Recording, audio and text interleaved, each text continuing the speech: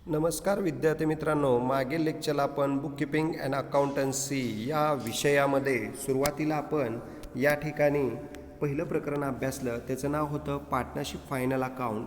त्यानंतर दुसरं प्रकरण अभ्यासलं नॉट फॉर प्रॉफिट कन्सर्न. तिसरं प्रकरण अभ्यासलं ॲडमिशन ऑफ ए पार्टनर. त्यानंतर चौथं प्रकरण अभ्यासत आहोत आपण चौथं प्रकरण अभ्यासलं रिटायरमेंट ऑफ पार्टनर. आणि पाचवं डेथ ऑफ पार्टनर ते प्रकरण आपण या ठिकाणी नंतर बघणार आहोत, कारण ते ऑरलाच विचारलं जातं. आणि सहावं प्रकरण आत्ता आपण अभ्यासत आहोत, त्याचं नाव आहे डिझॉल्युशन ऑफ पार्टनरशिप फर्म. हा डिझॉल्युशन ऑफ पार्टनरशिप फर्मचा प्रॉब्लेम 10 मार्क्ससाठी परीक्षेत विचारला जातो आणि महत्त्वाचा आहे. प्रॉब्लेम फार सोपा आहे, इझी आहे. फक्त व्यवस्थित तुम्ही लक्ष द्या. या प्रॉब्लेममध्ये सुरुवातीला तुम्हाला या ठिकाणी हा दुसऱ्या नंबरचा प्रॉब्लेम, म्हणजे आपण पहिला प्रॉब्लेम अभ्यासला डिझॉल्युशनचा, हा दुसरा प्रॉब्लेम आपण अभ्यासत आहोत. हा प्रॉब्लेम तुमच्या टेक्स्टबुकमधलाच आहे. आणि त्यामुळं सुरुवातीला तुम्हाला बॅलन्स शीट दिलेलं आहे, खाली एक 4-5 ॲडजस्टमेंट दिलेले आहेत. त्याच्यावरून तुम्हाला पहिलं अकाउंट तयार करायचं आहे, या ठिकाणी रियलायझेशन अकाउंट. दुसरं अकाउंट तयार करायचं आहे पार्टनर्स कॅपिटल अकाउंट. आणि तिसरं अकाउंट तयार करायचं आहे बँक अकाउंट. अशा प्रकारे हे 3 अकाउंट तयार करायचे आहेत. आणि हा प्रॉब्लेम पहिल्यांदा बॅलन्स शीटचं पोस्टिंग करायचं आहे, नंतर ॲडजस्टमेंट सोडवायच्या आहेत, लक्षात घ्या.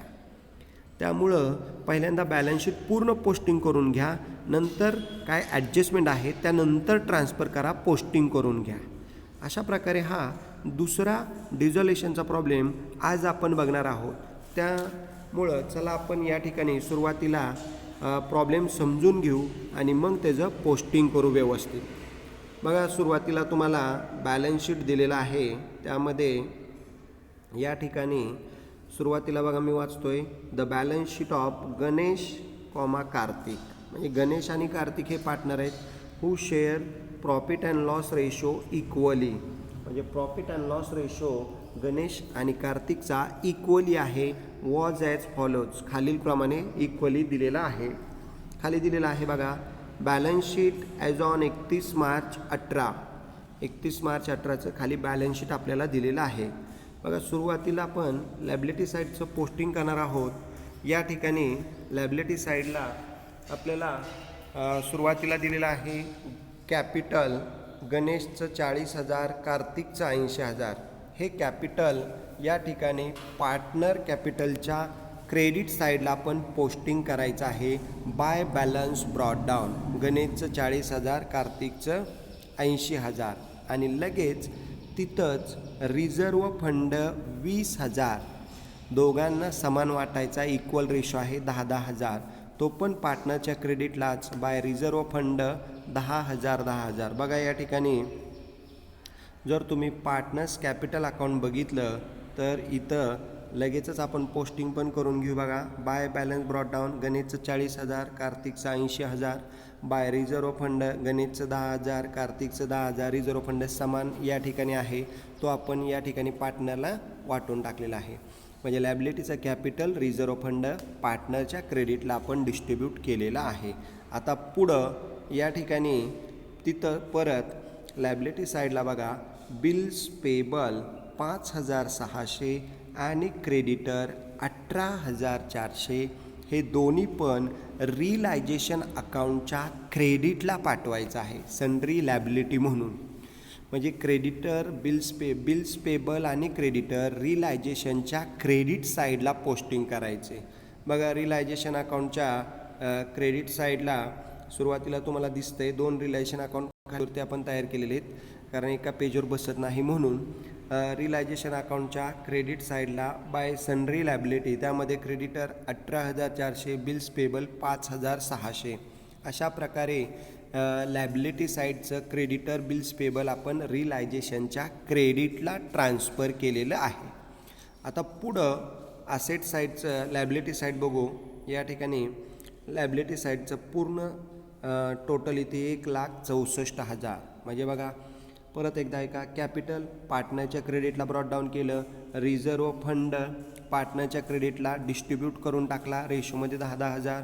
त्यानंतर बिल्स पेबल आणि क्रेडिटर रिलायझेशन अकाउंटच्या क्रेडिट साईडला आपण पाठवून दिलेलं आहे. अशा प्रकारे लायबिलिटी साईडचे पॉईंट आपण ट्रान्सफर केलेले आहेत. आता ॲसेट साईडचे सर्व पॉईंट आपण ट्रान्सफर करणार आहोत. बघा, building 88,000, furniture 12,000, debtors 32,000, stock 24,000, bills receivable 4,000.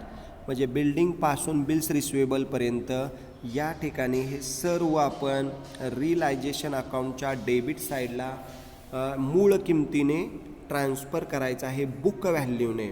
म्हणजे बिल्डिंग, फर्निचर, डेटर, स्टॉक, बिल्स रिसिवेबल हे रिलायझेशन अकाउंटच्या डेबिट साईडला मूळ किमतीने ट्रान्सफर करायचं आहे बुक व्हॅल्यूनुसार.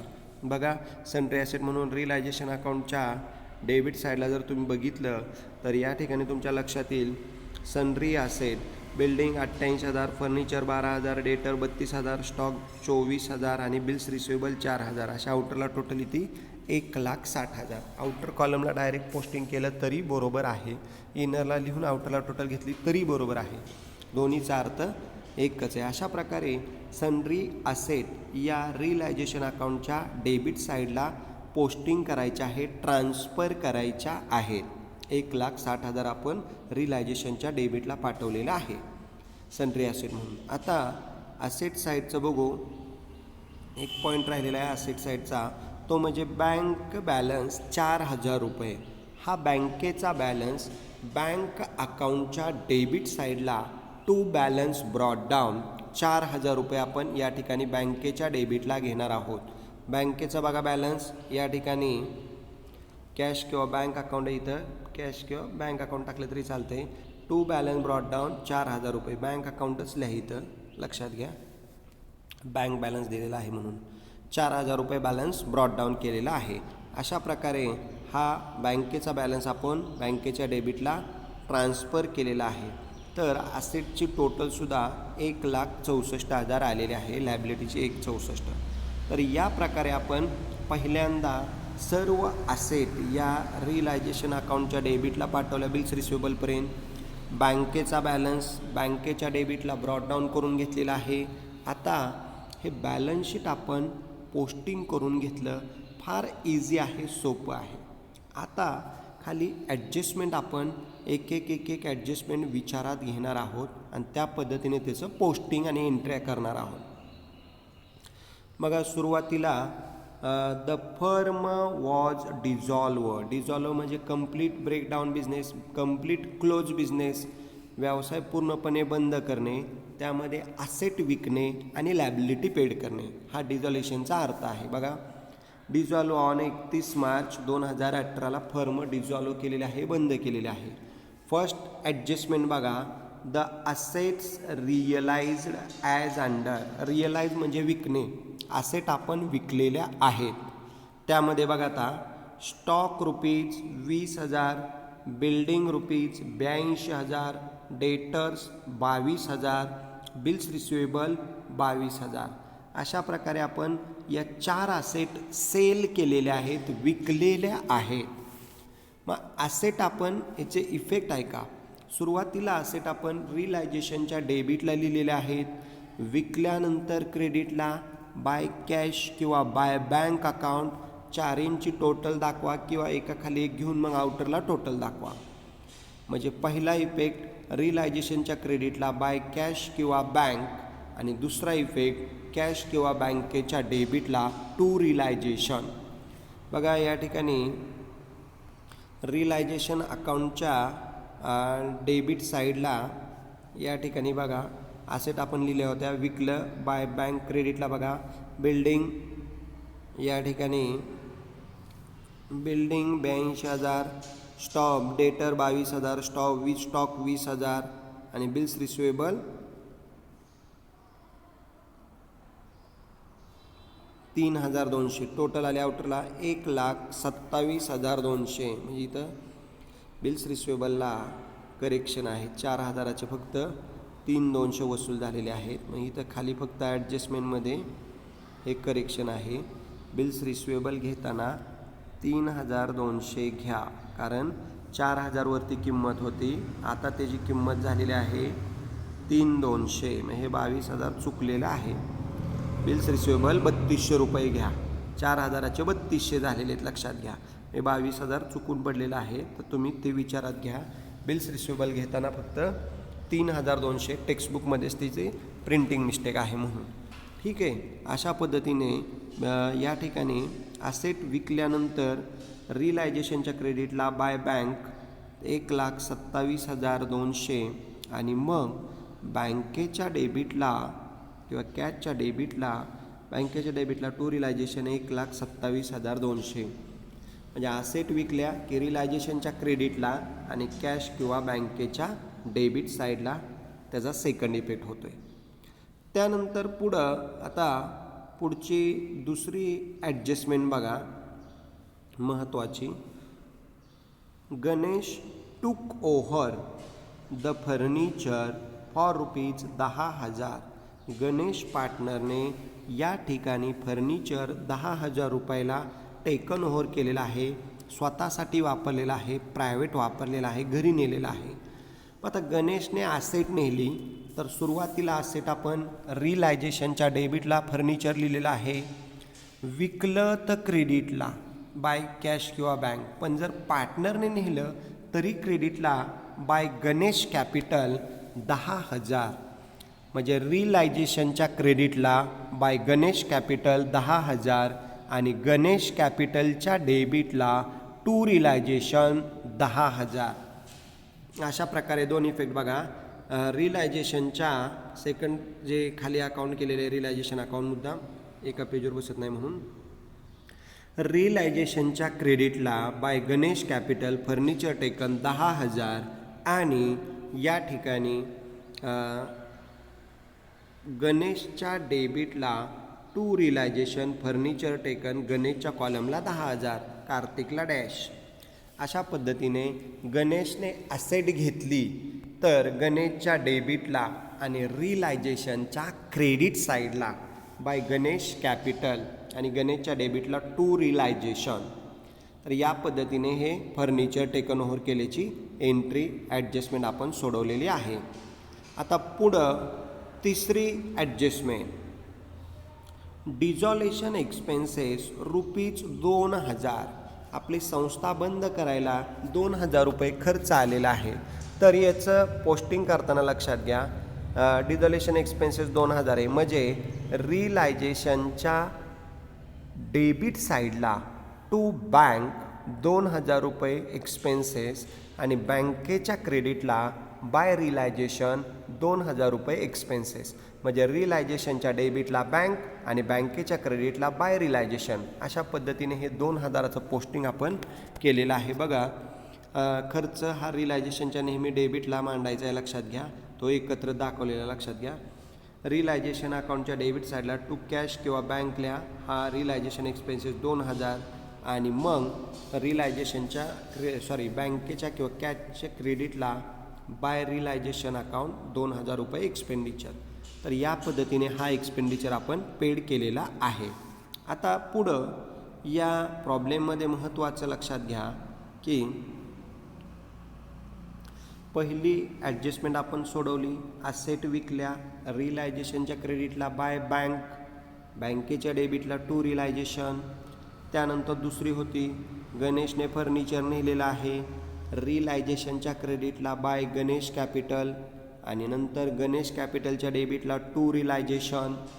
त्यानंतर तिसरी ॲडजस्टमेंट होते आपली डिझॉल्युशन एक्सपेन्सेस खर्च 2,000 रुपये, रिलायझेशनच्या डेबिटला टू बँक किंवा टू कॅश 2,000 रुपये आणि कॅश किंवा बँकेच्या क्रेडिटला बाय रिलायझेशन अकाउंट 2,000 रुपये एक्सपेंडिचर. तर या पद्धतीने या 3 ॲडजस्टमेंट आपण सॉल्व केलेल्या आहेत आणि खाली आपल्याला सांगितलेलं आहे त्यांनी प्रिपेअर तयार करा realisation account, partners capital account, cash or bank account. लक्षात घ्या, इथं बँक अकाउंट घ्या कारण ॲसेटला बँक बॅलन्स दिलेला आहे. बँक अकाउंट घ्या, दरवेळी कॅशच्या तिथं बँक लिहा. म्हणजे रिलायझेशन तयार केलं, एक पेज रिलायझेशन करा, पार्टनर कॅपिटल 5-6 ओळीचं तयार करा आणि बँक अकाउंट एक 5-6 ओळीचं तयार करा. तर या पद्धतीने आपण अकाउंट तयार केले. परंतु या 3 ॲडजस्टमेंट झाल्यानंतर महत्त्वाची एक ॲडजस्टमेंट दिलेली नाही, ते देत नाही, ते आपण स्वतः करायची असते. ती कोणती, ती विद्यार्थी मित्रांनो लक्षात घ्या की आपण पहिल्या ॲडजस्टमेंटमध्ये असेट विकल्या, परंतु लॅबिलिटी पेड करायचं सांगितलं नाही त्यांनी. परंतु सांगू अगर न सांगू, असेट विकल्या की लॅबिलिटी पेडच करायच्या, कारण संस्था आपण डिझॉल्व करतोय, बंद करतोय. त्यामुळं लॅबिलिटीमध्ये क्रेडिटर बिल्स पेबलचे पैसे देऊन टाकायचे, सांगू अगर न सांगू. त्यामुळं या ठिकाणी आपल्याला क्रेडिटर बिल्स पेबल पेड करा सांगितलेलं नाही, परंतु आपण ते पेड करायचं, नंतरच प्रॉब्लेम टॅली करायला घ्यायचा आहे. ते चूक करायची नाही. तर लॅबिलिटी पेड करा. बघा रिलायझेशनच्या क्रेडिटला मुद्दाम या ठिकाणी लक्ष द्या. रिलायझेशनच्या क्रेडिटला क्रेडिटर 18,400, बिल्स पेबल 5,600 हे या दोन्हीचे पैसे देऊन टाकायचे. मग हे रिलायझेशनच्या क्रेडिटला क्रेडिटर बिल्स पेबल लिहिलेलं आहे, पोस्टिंग केलेलं आहे. त्यांचे पैसे द्यायचे असतील तर रिलायझेशनच्या डेबिटला आपल्याला लिहावं लागेल टू कॅश किंवा टू बँक अकाउंट. बघा खालच्या रिलेशन अकाउंटला या ठिकाणी ते लिहिलेलं आहे टू कॅश किंवा to bank account. Creditor 18,400 paid केलं, बिल्स पेबल 5,600 पेड केलं आणि मग रिलायझेशन एक्सपेन्सेस 2,000. या तिघांची टोटल आउटरला 26 येते. तुम्ही डायरेक्ट आउटरला लिहिलं तरी बरोबर आहे. आउटर कॉलमला 26,000 रुपये आपण क्रेडिटर बिल्स पेबल आणि रिलायझेशन एक्सपेंडिचर पेड केला, त्याची टोटल येते 26,000 रुपये. हा रिलायझेशन एक्सपेंडिचर आणि थर्ड पार्टी लॅबिलिटी पेड केली. क्रेडिटर बिल्स पेबल सांगितलेलं नव्हतं आपल्याला पेड करा, परंतु संस्था डिझॉल्व होती, म्हणजे क्रेडिटर आणि बिल्स पेबलचे पैसे देऊन टाकायचे. म्हणजे रिलायझेशनच्या डेबिटला कॅश किंवा बँक, मग कॅशच्या किंवा बँकेच्या क्रेडिटला बाय रिलायझेशन अकाउंट या ठिकाणी 26,000 लक्षात घ्या. म्हणजे हे 2,000 वरती सेपरेट दाखवलेत एक्सपेंडिचरचे आणि हे जे 24,000 दाखवलेत. बघा रिलायझेशन अकाउंट क्रेडिटर आणि बिल्स पेबल 24,000 टोटल येते आणि रिलायझेशन एक्सपेंडिचर 2,000, 24 आणि 2 26 येते. लक्षात घ्या इथे सेपरेट दाखवलेलं आहे.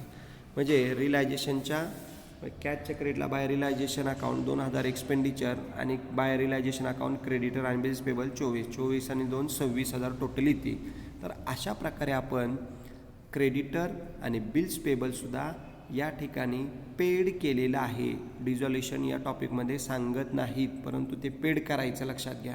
सांगितलं तर ठीक आहे ॲडजस्टमेंटमध्ये की क्रेडिटर बिल्स पेबल पेड करा, पण सांगितलं नाही. आजच्या प्रॉब्लेमला क्रेडिटर बिल्स पेबलचं काहीच सांगितलं नाही, परंतु आपण संस्था डिझॉल्व करतोय, बंद करतोय, म्हणजे क्रेडिटर आणि बिल्स पेबल पेडच करायचं. त्या पद्धतीने ते आपण पेमेंट केलेलं आहे.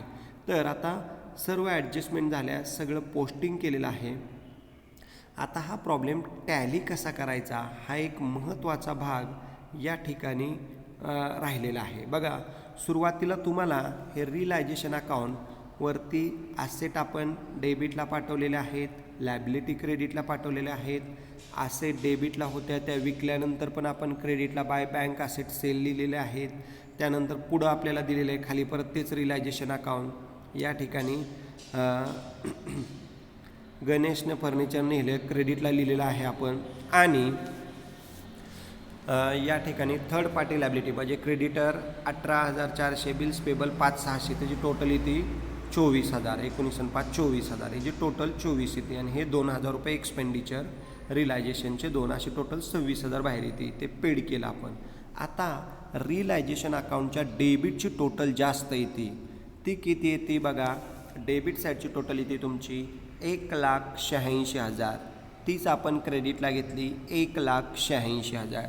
आता 1,86,000मधून म्हणजे रिलायझेशनच्या डेबिटमधून रिलायझेशनची क्रेडिट साईड वजा केली, फरक येतो आहे तुमचा 24,800. त्याला नाव द्यायचं आहे बाय लॉस किंवा बाय पार्टनर कॅपिटल कंसात लॉस. आणि हा लॉस गणेश आणि कार्तिकला इक्वल वाटायचा आहे, त्यांचा रेशो समान आहे. मग गणेशला लॉस किती येतो आहे 12,400, तेवढाच लॉस कार्तिकला पण येतो आहे 12,400. म्हणजे 24,800 आपण 12,400 12,400 पार्टनरला लॉस वाटलेला आहे. संस्था लॉसमध्ये गेलेली आहे म्हणून त्यांनी ती डिझॉल्व केलेली आहे. अशा प्रकारे रिलायझेशनच्या क्रेडिटला बाय लॉस गणेश आणि कार्तिकला 12,400 12,400 लॉस आपण डिस्ट्रीब्यूट केलेला आहे. आता याचा सेकंड इफेक्ट आहे का, रिलायझेशनच्या क्रेडिटला पार्टनर, मग पार्टनरच्या डेबिटला टू रिलायझेशन कंसात लॉस. बघा पार्टनर कॅपिटलच्या डेबिट साईडला टू रिलायझेशन गणेशला 12,400 कार्तिकला 12,400 कंसात लॉस, म्हणजे लॉस पार्टनरच्या डेबिटला येतो, प्रॉफिट क्रेडिटला येतो, लक्षात घ्या. आता या ठिकाणी पहिलं रिलायझेशन अकाउंट आपण टॅली केलं, त्याचा लॉस पार्टनरच्या डेबिटला पाठवला. आता पार्टनर्स कॅपिटल टॅली करू. बघा कार्तिकच्या क्रेडिटची टोटल बघा 80,000 त्याचं कॅपिटल आहे, रिझर्व्ह फंड 10. कार्तिकच्या क्रेडिटची टोटल 90,000, तीच घेतली डेबिटला 90,000, त्यातनं 12,400 गेले, फरक आला 77,600. आता तसंच गणेशच्या क्रेडिटची total 40,000 capital, reserve fund 10,000, total आली 40 अधिक 10 50,000, तेच डेबिटला घेतले 50,000. या 50,000मधून 10,000 रुपये आपलं या ठिकाणी फर्निचर टेकन ओव्हर केलेलं आहे आणि या ठिकाणी रिलायझेशनचा लॉस 12,400, असं टोटल 22,400 वजा केलं, फरक आला 27,600. त्याला या ठिकाणी नाव द्यायचं आहे टू कॅश अकाउंट किंवा टू बँक अकाउंट. म्हणजे गणेशचा फरक आला 27,600 आणि कार्तिकचा फरक आला 77,600. 27,600 77,600 त्याला नाव द्यायचं टू कॅश किंवा बँक अकाउंट. आणि मग पार्टनरच्या डेबिटला कॅश, मग कॅशच्या क्रेडिटला बाय पार्टनर, म्हणजे पार्टनरच्या डेबिटला टू कॅश अकाउंट किंवा टू बँक अकाउंट 27,600 77,600 आणि मग बँक किंवा कॅशच्या क्रेडिटला by partners capital account Ganesh आणि कार्तिक. तर या पद्धतीने पार्टनर्स गणेश आणि कार्तिकच्या कॅशच्या क्रेडिटला बघा बाय या ठिकाणी इथं गणेश कॅपिटल आणि खाली या ठिकाणी जुन्याच पार्टनरची नावं इथं टाईप झालेली, इथं फक्त गणेश कॅपिटल आणि इथं कार्तिक कॅपिटल ते घ्या. गणेश कॅपिटल 27,600, कार्तिक कॅपिटल 77,600 आणि मग कॅश अकाउंट किंवा बँक अकाउंट आपल्याला टॅली करायचं आहे, लक्षात घ्या. बँक अकाउंट इथं सुरुवातीला 4,000 आणि हे 1,27,200, टोटल ती 1,31,200 डेबिटची आणि मग क्रेडिटची टोटल इथे बघा 24 अधिक 2 26 26 27,600 77,600. मग क्रेडिटची पण टोटल इथे तुमची 1,31,200. म्हणजे गणेश आणि कार्तिकचा बॅलन्स हा कॅशच्या किंवा बँकेच्या क्रेडिटला येतो आहे, लक्षात घ्या. आणि टोटल 1,31,200. अशा प्रकारे हा प्रॉब्लेम आपला 1,31,200ने टॅली होतो आहे आणि तुमचं बँक अकाउंट किंवा कॅश अकाउंट टॅली होतं आणि मग 10 पैकी 10 या ठिकाणी मार्क्स दिले जातात.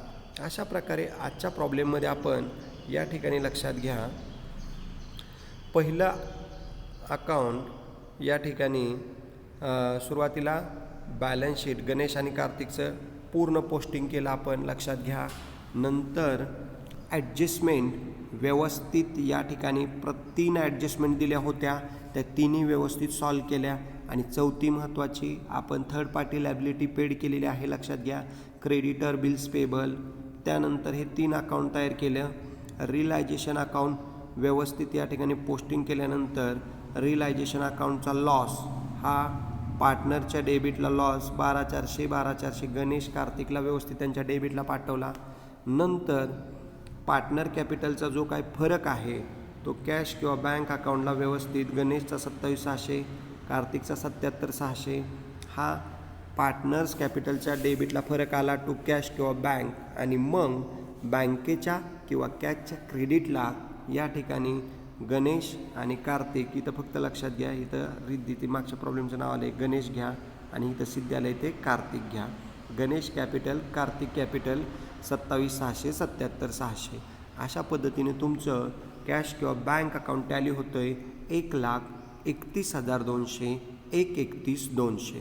तर या पद्धतीने हे तुमचं बँक किंवा कॅश किंवा बँक अकाउंट टॅली होतं आहे. तर या पद्धतीने आपला हा प्रॉब्लेम आपण व्यवस्थित पोस्टिंग केलेला आहे. कुणाला काही शंका असतील तर विचारा. हा टेक्स्टबुकमधलाच अतिशय सोपा तुमचा डिझॉल्युशनचा लेजर अकाउंटचा हा प्रॉब्लेम आपण सॉल्व केलेला आहे. सुरुवातीला तुम्ही प्रॉब्लेम व्यवस्थित लिहा आणि नंतर या ठिकाणी realisation account, partners capital account, cash और बँक अकाउंट व्यवस्थित आखून घेऊन पहिल्यांदा बॅलन्स शीटचं पोस्टिंग करा.